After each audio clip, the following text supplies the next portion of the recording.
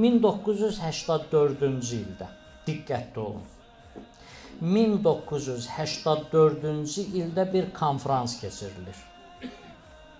O konfransda 300 nəfər iştirak edir.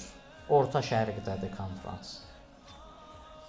Bu konfransı təşkil eləyənlər yığıblar ora şərqşünasları, ümumiyyətlə şiə-şünaslar var, məktəb var, institut var. Bunlar haqqında araşdırma aparırlar, onların hamısını yığıblar bir yerə. Yığıblar bir yerə, başlayıblar təhlil eləməyə.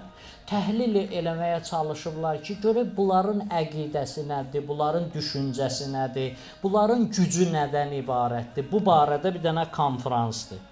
Bu konfrans keçirilir. Bu konfransda bunu təşkil eləməkdə əsasən, yəni aparıcı təşkilatçılıq eləyən şəxsin adı Martin Kramerdir.